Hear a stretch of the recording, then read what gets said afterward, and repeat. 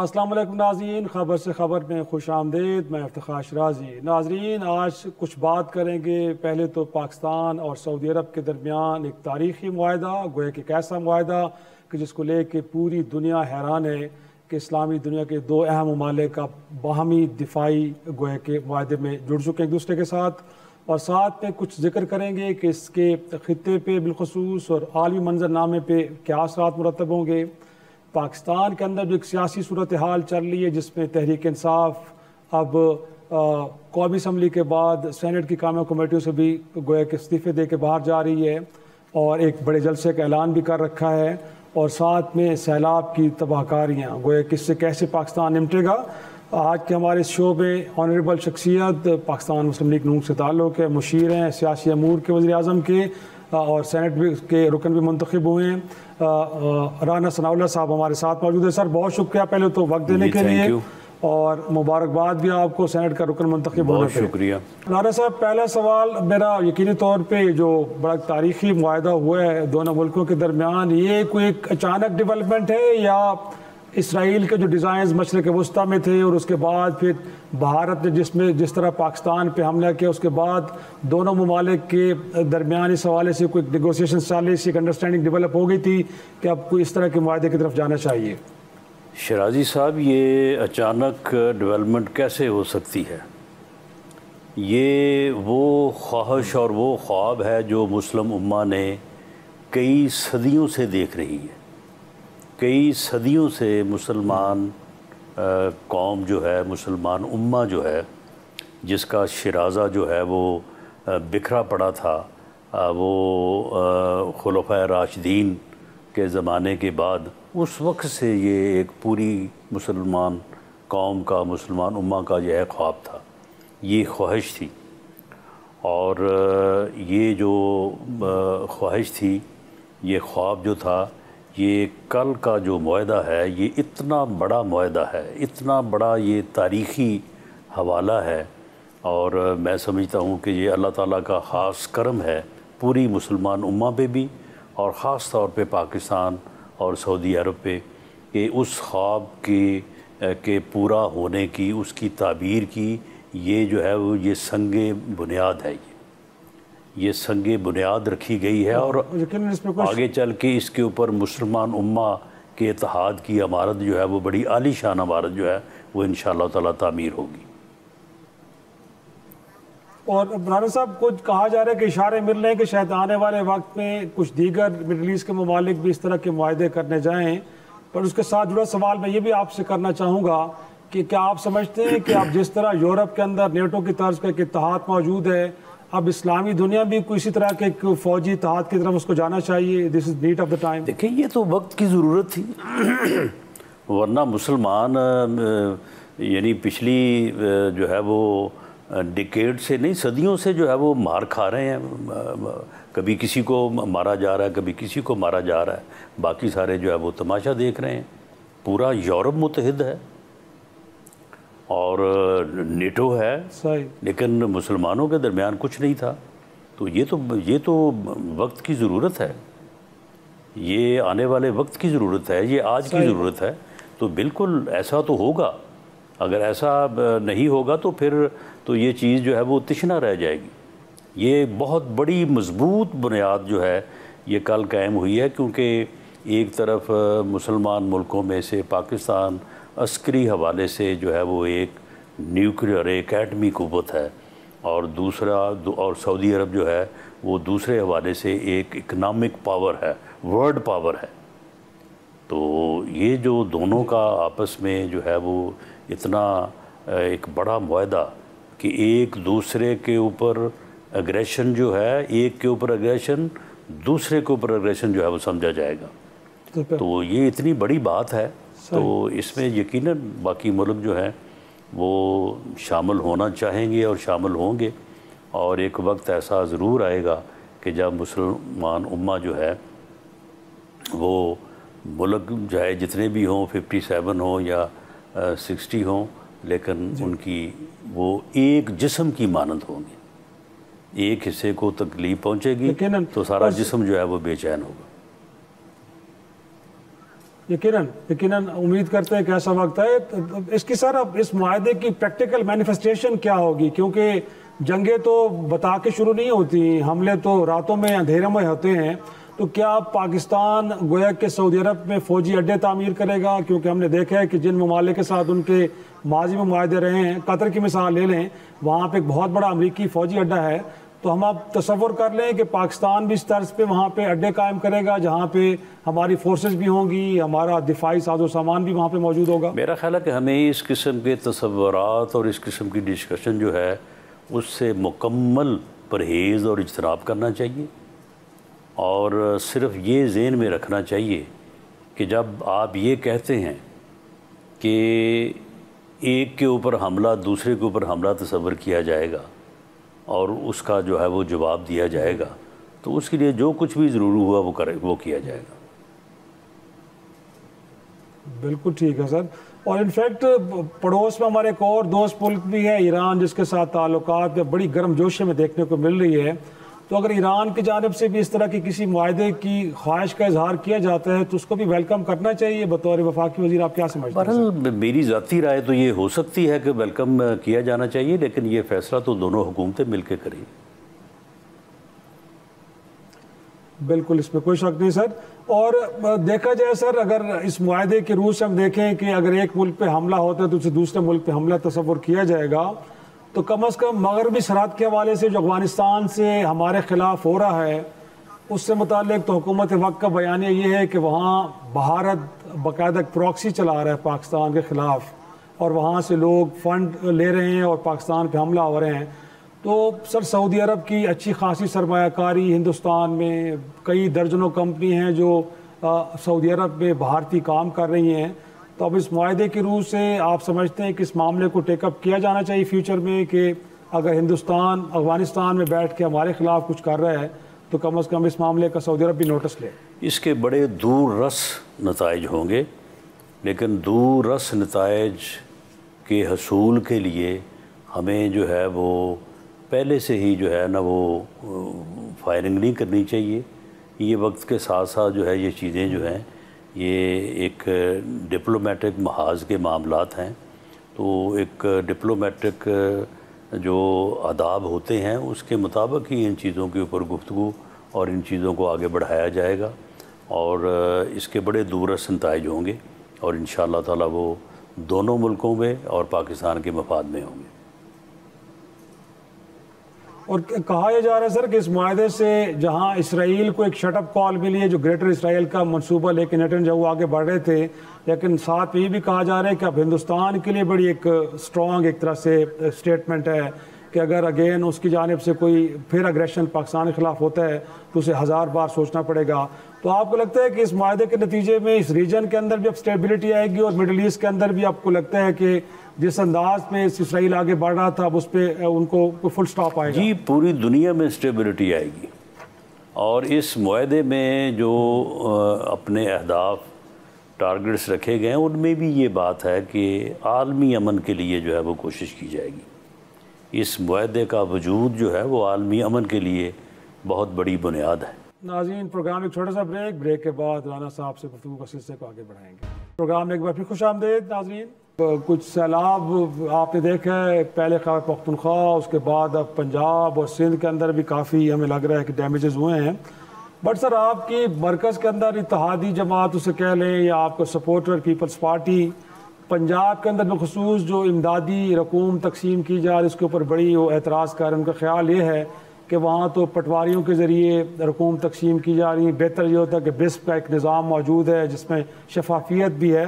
तो peoples party sir अदम एतमाद का इजहार कर रही है, आप इसको कैसे देखते हैं? बहरहाल पीपल्स पार्टी जो है वो अपनी इंफॉर्मेशन और अपनी जो है वो एनालिसिस के मुताबिक जो है वो बात कर रही है, लेकिन हमारा इस बात से इत्तफाक नहीं है। हमारी ख़बर ये है कि जो बेनज़ीर इनकम सपोर्ट स्कीम है उसमें बहुत ख़राबी है, उसमें ऐसे नामों की भरमार है कि जो जिनका वजूद ही नहीं है, और अगर किसी का वजूद है तो वो हकदार नहीं है। हम तो कई बार ये बात कह चुके हैं कि इनकम सपोर्ट स्कीम को बेनज़ीर रोज़गार स्कीम में तब्दील किया जाए, बेनज़ीर जो है वो नया कारोबार स्कीम में तब्दील किया जाए, लोगों को इस काबिल किया जाए। इतने पैसों से ना किसी का गुजारा हो सकता है और ना ही जो है वो किसी की गुज़र बसर हो सकती है, और इन चीज़ों को जो है वो दोबारा से देखने की ज़रूरत है। तो इसलिए बेनज़ीर इनकम सपोर्ट स्कीम जो है बिसप, उसके ज़रिए से सैलाब ज़दगान की मदद की तकसीम जो है हमारे ख़्याल में वो गलत होगी अगर ऐसा किया जाए। तो जो तरीक़ाकार गवर्नमेंट ने इख्तियार किया है, हमारी चीफ़ मिनिस्टर साहबा जो हैं वो आप देख रहे हैं कि ख़ुद दिन रात उन्होंने एक किया हुआ है, और उन्होंने उन सैलाब ज़दगान को अपने मेहमान का दर्जा दिया है। तो इंशाअल्लाह ताला कोई बीच में कोई पटवारी हो, कोई क्लर्क हो, कोई तहसीलदार हो, कोई घपला नहीं होगा। सब पैसे जो हैं वो मेज़बान की तरफ से मेहमानों के जेबों में डाले जाएंगे इंशाअल्लाह ताला। वो अपने मकानात तमीर करेंगे, अपने नुकसानात को जो है वो उसको पूरा करेंगे। आपने चीफ मिनिस्टर की तारीफ की, यकीनी तौर पे नज़र भी आ रही है, बट अगेन उसको भी लेके पीपल्स पार्टी बड़ी नाक़िद है। उनका ख्याल ये है कि कहीं टिकटॉक पे सोशल मीडिया में तो नज़र आ रही है, बट मुस्लिम लीग नून की क़यादत ऑन ग्राउंड ज़्यादा नज़र नहीं आ रही। अगरचे उनका एतराज़ अपनी जगह पे, पीपल्स पार्टी के काबरीन भी इस वक्त चाइना के टूर पे हैं, तो इस एतराज़ को सर आप कैसे लेंगे सर? नहीं, ये तो बड़ी जो है वो यानी हैरानकुन बात है कि वो जब सैलाब ज़दगान में औरतों में बच्चों में खड़ी होती हैं, उनके बच्चों को पानी पिला रही होती हैं, उनको उनके साथ उनकी औरतों से गले मिल रही होती हैं, तो उसमें वो टिकटॉक में क्या वो भी सारा जो है वो टिकटॉक में मसनूई तौर पे वो सारा सैलाब दिखाया जा रहा होता है, या वो सैलाब ज़दगान जो है वो नहीं होते, वो कोई और होते हैं। वो ये तो इस किस्म की जो अपना तनकीद है वो तो इस बात को साबित करती है कि उनकी मेहनत, उनकी कारकर्दगी से जो हालात और जो सूरत हाल सामने आ रही है वो बाज़ लोगों के लिए बड़ी अलार्मिंग है। अलार्मिंग से मुराद कि उनके लिए ख़तरा है, उन्हें खौफज़दा करती है ये सूरत हाल। तो इसलिए फिर वो उसको इस तरह से जो है वो अंडरमाइन करने की कोशिश करते हैं। लेकिन उन्होंने सर पीपल्स पार्टी की क़यादत तो ये भी कहती है कि जो मुल्क के अंदर जो ज़रूरी इमरजेंसी है और मौसमियाती इमरजेंसी, वो भी तवज्जो प्राइम मिनिस्टर की हमने उस तरफ दिलाई है, वरना उनको तो ख्याल ही नहीं था कि अब इतनी बड़ी तबाही और उसके बाद इस तरह की इमरजेंसी का नफाज होना चाहिए। देखिए जी, वो जो मर्ज़ी करते रहें, हमने उन्हें कुछ नहीं कहना, और जो ज़रूरी हुआ करने के लिए सैलाब ज़दगान की मदद के लिए, खा उनका तल्लुक़ पंजाब से हो, खा सिंध से हो, वो हम इंशाअल्लाह ताला करेंगे। और आप देखेंगे कि प्राइम मिनिस्टर साहब को बड़े ही ज़रूरी जो है वो मुआहदों और यूएनओ में जो है वो पाकिस्तान को रिप्रेजेंट करने के लिए जाना पड़ा है। जैसे ही वो आएंगे तो इंशाअल्लाह सबसे पहले वो सिंध में जाएंगे और वहाँ पे जो सैलाब से नुकसान हुए हैं उनके लिए जो है वो अपनी खिदमत पेश करेंगे। और वैसे तो खैर मियाँ साहब भी जब एक्टिव पॉलिटिक्स में थे बतौर प्राइम मिनिस्टर, हमने उन्होंने खुद देखा है कि वो लोगों के करीब जाना, इवन के वहाँ पे लोगों की प्रैक्टिकली खुद मदद करना। बट इस बार सर मियाँ नवाज शरीफ साहब भी जाके लंदन जाके बैठ गए, ऐसे में कि जो पंजाब के लोग सड़कों पे हैं, कोई कहा जा रहा है सर कोई 45 लाख लोग हैं सर जो बेघर हुए हैं इस वक्त पंजाब के अंदर। नहीं, तो वो जिम्मेदारी है चीफ मिनिस्टर की, वो जिम्मेदारी है पंजाब हुकूमत की, वो जिम्मेदारी है फेडरल गवर्नमेंट की, वो जिम्मेदारी है प्राइम मिनिस्टर की, और वो काम कर रहे हैं। और उनको पीछे से जो पूरी रहनुमाई है वो उन्हीं की हासिल है।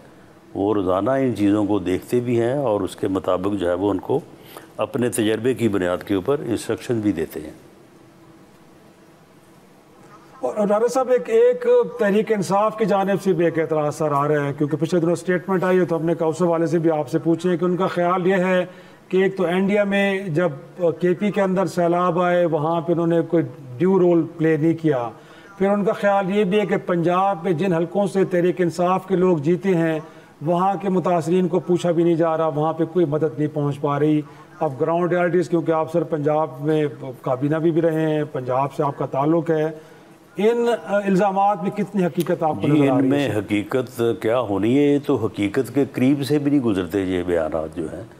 KPK में जो फेडरल गवर्नमेंट ने किया है, जो NDMA ने किया है, जो फ़ौज ने किया है, जो वफाकी अदारों ने किया है, वो तो सूबाई हुकूमत के पास तो कैपेसिटी कोई नहीं थी या अंडर कैपेसिटी थी। और रही बात पंजाब में, तो पंजाब में भाई ये अपने हलकों में जाएं तो उनको पता चले ना, ये तो हलकों अपने जा ही नहीं रहे। इनके हलकों में भी जो है वो सैलाब ज़दगान को मेहमान बना के ही जो है वो पंजाब गवर्नमेंट ने चीफ मिनिस्टर ने रखा हुआ है। तो इनको चाहिए कि ये जाएं अपने हलकों में, ये तो उधर बैठे हैं इस्लामाबाद और पेशावर में। सही।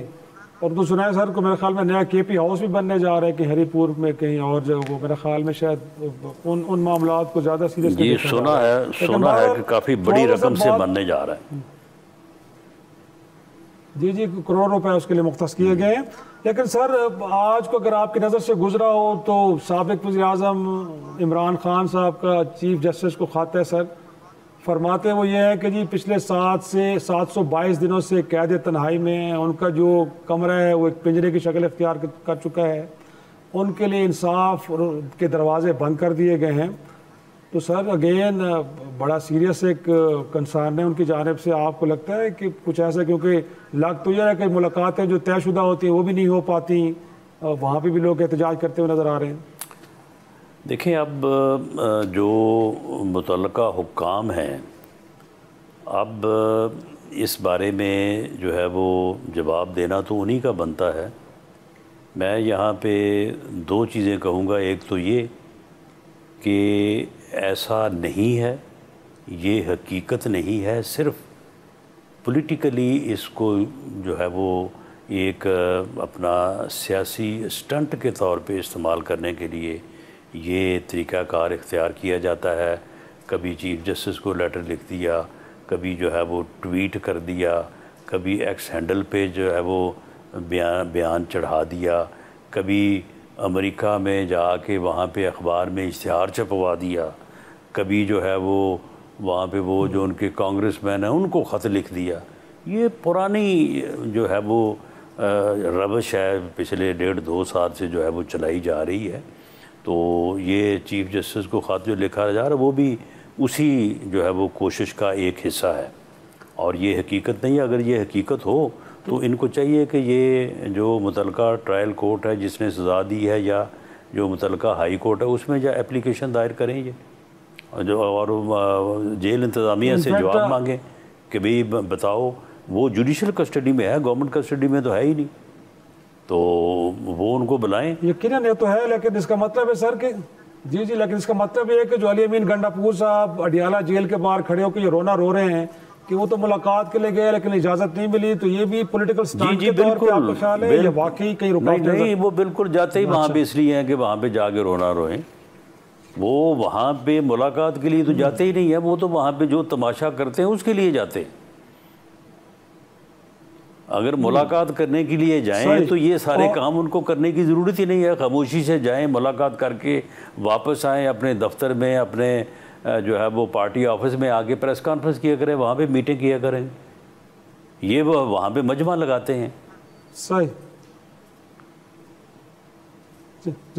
तो वो तो खैर सर ये भी क्लेम कर रहे हैं कि अगर मैं जाना चाहूँ तो दरवाजे तोड़ के भी जा सकता हूँ, मुझे कोई प्रॉब्लम नहीं है, लेकिन बेहतर ये है कि जो अदालतों ने तय किया है उसके अकॉर्डिंगली चीज़ें आगे चलिए, अच्छी बात है। अगर वो अपनी मर्जी से वहाँ पे बैठे हैं तो हमें क्या एतराज़ है। हाँ अच्छा, मतलब दरवाजे तोड़ के जाना चाहें तो आपका ख्याल है कि वो भी तरीका अपना के देख लें जी, वो देख लें। उनको जो है वो अगर इस बात का अंदाज़ा है कि वो दरवाजे तोड़ के जा सकते हैं और वो खुद ही बैठे हैं तो ठीक है, वो अपनी मर्ज़ी से बैठे हैं। नाज़रीन, एक छोटा सा ब्रेक के बाद राना सनाउल्लाह साहब से गुफ्तगू के सिलसिले को आगे बढ़ाएंगे। प्रोग्राम में एक बार फिर खुश आमदेद। 27 को जलसा भी उन्होंने अपने पार्टी रहनुमाओं को तो बानी PTI ने हुक्म दिया है कि जी आपको एक्टिव पॉलिटिक्स करनी पड़ेगी वरना आपकी सियासी कब्रें तैयार हैं। तो गोया कि 27 को कहा जा रहा है कि सर खैर पख्तूनख्वा में बहुत बड़ा जलसा होने जा रहा है, तो मुमकिन तौर पे सिंध हो, पंजाब हो, मुल्क के दीगर इलाकों से बड़े काफिले तो आएंगे। तो आपके ख्याल में ये पॉलिटिकल एक्टिविटी करनी चाहिए, कोई इसमें कोई मुज़ाकरा नहीं है? नहीं, वो पॉलिटिकल एक्टिविटी नहीं कर रहे, वो पॉलिटिक्स ही नहीं कर रहे, वो एक सियासी जमात के तौर पे काम ही नहीं कर रहे, वो सियासत कर ही नहीं रहे। अगर वो सियासत कर रहे हों तो वो सियासत करें, सियासी जो है वो तरीक़ाकार अपनाएं, जमहूरी तरीक़ाकार अपनाएं, पार्लिमानी तरीक़ाकार अपनाएं। वो तो किसी और ही ख्वाबो ख्याल में बैठे हैं और वो करना चाहते हैं और उनको वो होता नज़र आ रहा है, जो कि हमारी ये राय है कि ऐसा नहीं होगा।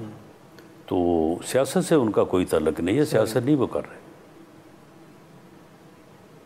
इनफैक्ट सर पहले तो आए भी हैं, पार्लिमान का हिस्सा बने, कमेटियों का हिस्सा बने, पब्लिक कमेटी से लेकर दीगर कमेटियाँ, लेकिन ख्याल उनका है कि उनके लिए ज़मीन तंग हो रही है, वो मखसूस नशिस्तों का मामला हो या ट्रिब्यूनल के अंदर कौन सी जो दरख्वास्तें पड़ी हैं उनको नहीं सुना जी जा रहा, जहाँ पे आइन कहता है कि जी गोया कि 6 माह के अंदर मामला को निपटा दिया जाए, 1.5 साल से मामला पड़े हैं।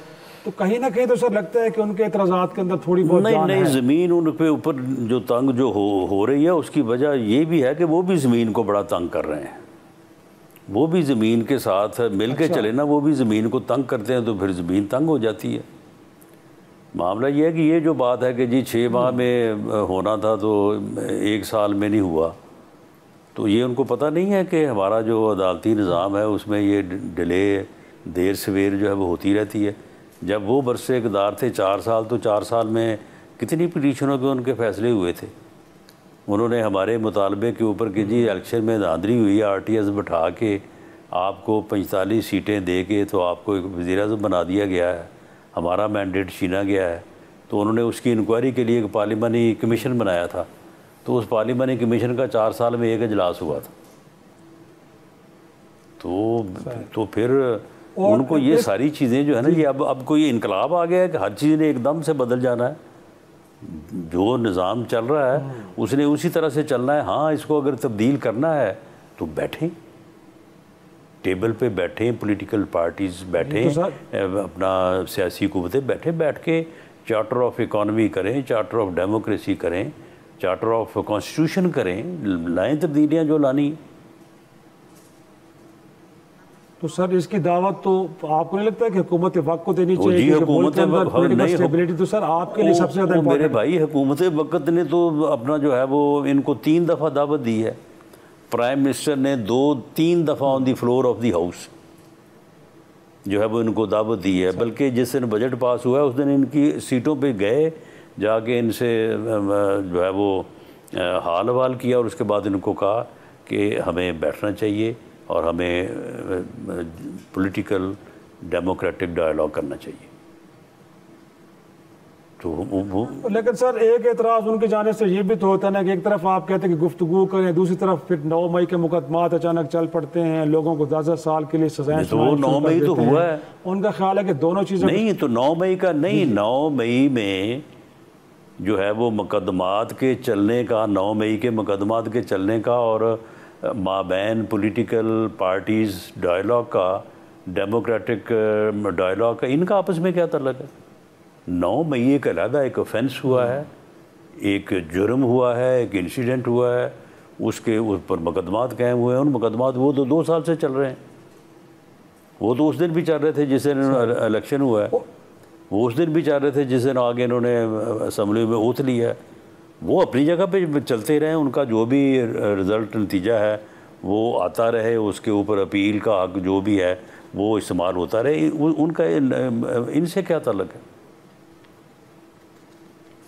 यकीनन इसमें कोई शक नहीं कि अदालती मामलात को अलग चलना चाहिए। लेकिन सर पिछले दिनों अहमद वली खान साहब की मुलाकात के बाद प्राइम मिनिस्टर ने एक कमेटी भी बनाई थी, गालिबन शायद आप भी उसका हिस्सा हैं, कि पॉलिटिकल हार्मनी के लिए, गुफ्तगू के रास्ते खोलने के लिए कोई इनपुट आए।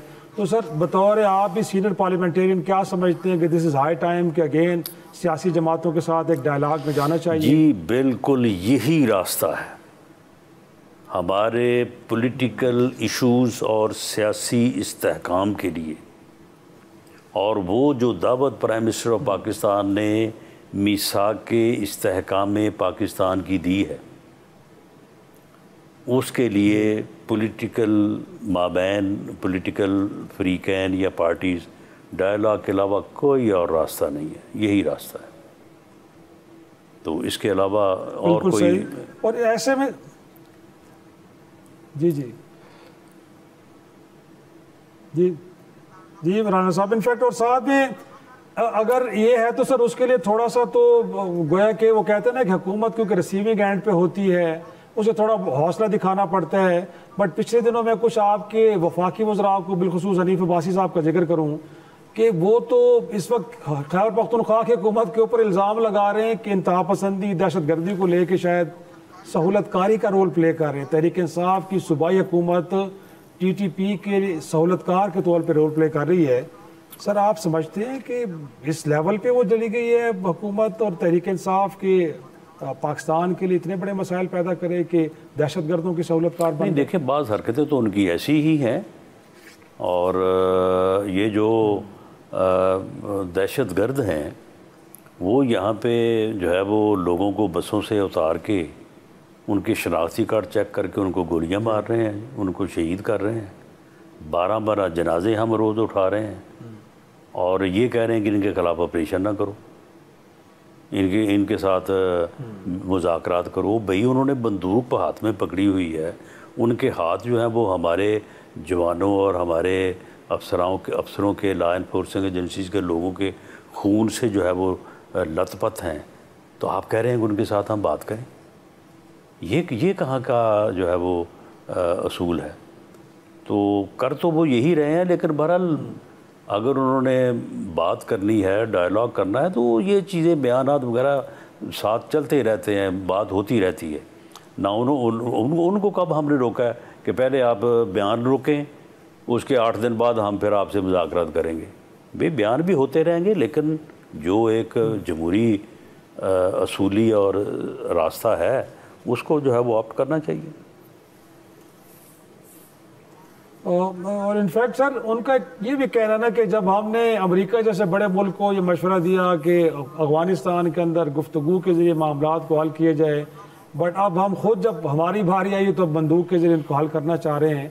तो वो कह रहे हैं कि ये कैसा है कि जब आप गैरों को मशवरे कुछ और दे रहे हैं बट खुद आपका कंडक्ट डिफरेंट है। नहीं, गुफ्तगू तो अफगानिस्तान के साथ हम भी कर रहे हैं, हमने कोई अमेरिका को कोई अलग से मशवरा दे दिया है। ये पिछले दिनों हमारे वज़ीर ख़ारजा इसहाक़ डार साहब अफ़गानिस्तान गए हुए थे और उनके साथ पूरी बात करके आए हैं, लेकिन उनको कह के यही आए हैं कि इन दहशत गर्दों की हिमायत जो है वो ख़त्म करें आप। सही। और ये सर तहरीक इंसाफ का जो कायमा कमेटियों से बाहर जाना, ये आपको लगता है कि हुकूमत वक्त के लिए प्रॉब्लमेटिक है? क्योंकि एक तासुर तो जाता है कि अब पार्लिमान में जो एक अपोजिशन जमात है वो पार्लिमानी प्रैक्टिस का हिस्सा नहीं बन रही, तो इसके ऊपर मुस्तकबिल में आगे सवालात भी उठ सकते हैं। तो कोई वापस लाने के लिए कोशिश करेंगे या आपका ख्याल है कि चले गए तो चले गए, उसके बगैर भी ऐवान चल सकते हैं? नहीं, हम बिल्कुल नहीं चाहते कि वो जाएं, लेकिन अगर वो जाएंगे तो वो ना तो सिस्टम को इस तरह से गिरा सकेंगे, ना वो गवर्नमेंट को गिरा सकेंगे। इससे पहले भी उन्होंने जाके देखा हुआ है, वो अपना ही नुकसान करेंगे। नाज़रीन, एक छोटा सा ब्रेक के बाद राना सनाउल्लाह साहब से गुफ्तगू के सिलसिले को आगे बढ़ाएंगे। प्रोग्राम में एक बार फिर खुश आमदेद। तो सर उनको मनाने का, वापस लाने का, क्योंकि again custodian of the house हुकूमत उनसे ज़्यादा बढ़ के है, तो वो कोशिश होगी या हम समझे कि नहीं, वो तो खुद ही उनको फैसला करना चाहिए कि वापस आ जो जा रहे हैं वो तो सारे जो है वो बादिले नाख्वास्ता जा रहे हैं, वो तो जाना चाहते ही नहीं है। मामला तो सिर्फ इमरान खान साहब का है। इमरान खान साहब उनको ज़बरदस्ती जो है वो जाने पे मजबूर कर रहे हैं। अच्छा, उनका ख्याल, आपके ख्याल में कि मेजॉरिटी ऑफ पीपल जो तहरीक इंसाफ के अंदर वो भी निज़ाम के साथ चलना भी चाहते हैं और समझते हैं? अच्छा, तो सर अगर फिर आपके वज़रा अगर KP की हुकूमत में इतना बड़ा इल्ज़ाम लगा रहे हैं तो आप तो वहाँ पे अपोजिशन में आ गए। मौलाना फजल रहमान साहब भी आपके हम ख्याल हैं, आपकी तादाद अरकान की बेहतर हो गई। आप खुद फरमा रहे हैं कि PTI के अंदर बहुत सारे लोग ऐसे हैं कि जो उनके कायद की आरा से इत्तफाक नहीं करते। तो सर वहाँ पे भी तब्दीली तो लाई जा सकती है, एतमाद से मुतालिक वहाँ पे भी इनिशिएटिव लिया जा सकता है। लेकिन मेरा ख्याल है कि शायद अभी जो है ना ये सूरत हाल कोई जो है ना वो पूरी नहीं है, उसमें अभी कोई कमी कोताही है। लेकिन अगर नंबर हासिल हो जाएगा तो फिर एक जमहूरी तरीका है, हमारा हक है, ला सकते हैं तब्दीली। अच्छा, आपके ख्याल में अभी नंबर्स पूरे नहीं हुए, जैसे हुए तो फिर ये इनिशिएटिव लिया जा सकता है? बिल्कुल लिया जा सकता है। बिल्कुल सही है।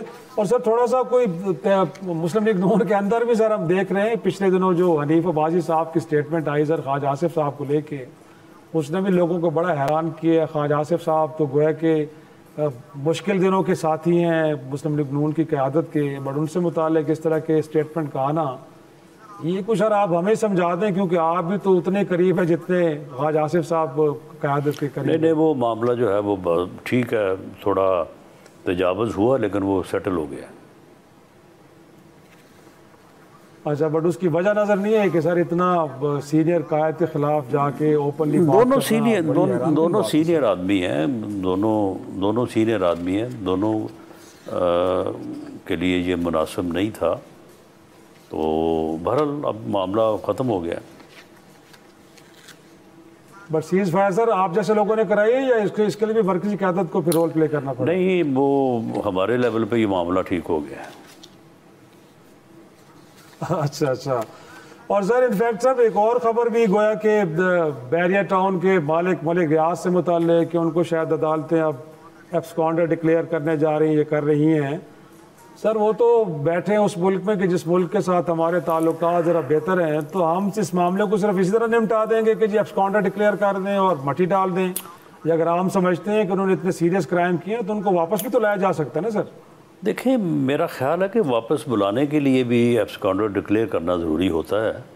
मैं इस केस की तफसील से आगाह नहीं हूँ कि इसमें क्या हो रहा है, लेकिन बहरहाल कोई मेरा ख्याल है कि कोई पेशरफ्त हो रही है। अच्छा, और सर इनफैक्ट क्योंकि तोशाखाना 2 में भी मेरे ख्याल में ये हैं और वो केस तो बड़ी तेज़ी से कंक्लूड होने जा रहा है। उस मामले में भी हलीमा खान साहब ने कहा कि इमरान खान को पहले से इल्म है कि इस केस के अंदर भी एक तगड़ी सज़ा देने जा रही है अदालत उनको, वो पहले से मालूम है उन्हें सर? नहीं, वो तो यानी अदालत को अंडरमाइन करने के लिए ऐसी बातें की जाती हैं। अच्छा, वरना आपका ख्याल है कि चीज़ें मेरिट पे होंगी? बिल्कुल मेरिट पे होंगी।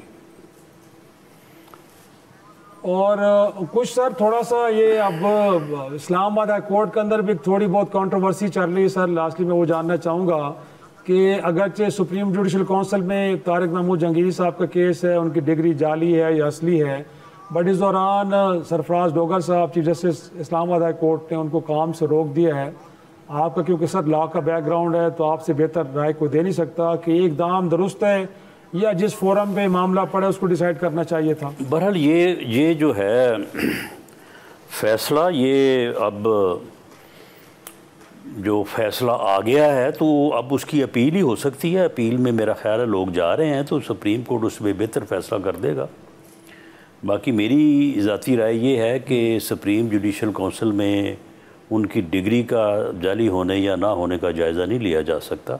सुप्रीम जुडिशल काउंसिल उनके एज जज कंडक्ट और उनकी कारकर्दगी की जांच पड़ताल कर सकती है। उनके जज बनने से पहले कोई मामला है तो वो अदरवाइज़ इंक्वायरी के ज़रिए ही होगा, रिट जुरिस्डिक्शन में। तो इसलिए ये एक बड़ा बुनियादी और बड़ा बारीक नुक्ता है जो हाई कोर्ट का फ़ैसला हुआ है उसमें, और जो सुप्रीम जुडिशल काउंसिल के मतलब बात की जा रही है। लेकिन बहरहाल अब ये मामला जब अदालत में जाएगा तो इसके ऊपर फैसला आ जाएगा। सही। और कुछ सर लास्टली क्रिकेट में मैदान में हमारे साथ जो कुछ हुआ सर इस वक्त, और मोहसिन नकवी साहब के किरदार के ऊपर बड़े सवालात उठ रहे हैं कि एक शख्स है जिसको आपने मुल्क के दाखिले के अमूर उनके हवाले किए हुए हैं, वो एशियन क्रिकेट काउंसिल के सरबराह भी हैं, PCB के सदर भी वही हैं सर, सारे मामला उनके आप हवाले कर चुके हैं। क्रिकेट का जो हाल है वो आपने देख लिया है कि हमारी टीम जो पहले किसी टॉप पोजीशन पे थी अब वो 8वें नंबर पे पड़ी है, और जिस तरह हम अपना खेल पेश कर रहे हैं दुनिया के सामने सर, तो कुछ थोड़ा सा इस पर भी कुछ होगा कि एक शख्स के ऊपर इतना बर्डन, कुछ जिम्मेदारियां तकसीम कर दें, वो बेचारे कितने कितने काम करेंगे सर? बहरहाल क्रिकेट का हाल तो खैर पहले भी कोई इतना अच्छा नहीं था, तो बाकी जहाँ तक सर यानी ज़िम्मेदारियों का तल्लक है तो वो ज़िम्मेदारियाँ जो है वो अपनी जो है वो यानी कैपेसिटी के मुताबिक निभा रहे हैं। कल जब ये मामला हुआ है क्रिकेट का, ये 2 दिन रहा है, तो इसमें जो मैंने देखा है ही वॉज अवेलेबल एवरीवेयर। बाकी जो फिर वहाँ पे तो आईसीसी जो है वो उसके ऊपर इंडिया की वैसे ही मोनोपली है। वहाँ पे हमें पहले ही मालूम होना चाहिए था कि वहाँ पे अगर जो हम मुतालबा करने जा रहे हैं ये नहीं माना जाएगा, तो हमें बाइकआउट की बात करनी नहीं चाहिए थी। लेकिन बहरहाल मैं इस बात पे खुश हूँ, या मैं इस बात को अप्रिशिएट करता हूँ कि जो इन्होंने बाइकआउट नहीं किया और बाइकआउट ख़त्म करके इन्होंने जो है वो क्रिकेट को जो है वो यानी फ़रोग़ दिया, क्रिकेट को रास्ता दिया। बाइकआउट का फ़ैसला जो है वो दुरुस्त नहीं था। बहुत शुक्रिया। थैंक यू जी। सियासी अमूर के मुशीर वज़ीर-ए-आज़म के राना सनाउल्लाह साहब, thank you very much for the time sir. Thank you जी। नाज़रीन, इसी के साथ आज के शो का अख्ताम करते हैं। इजाज़त दीजिए, खुदा हाफ़िज़।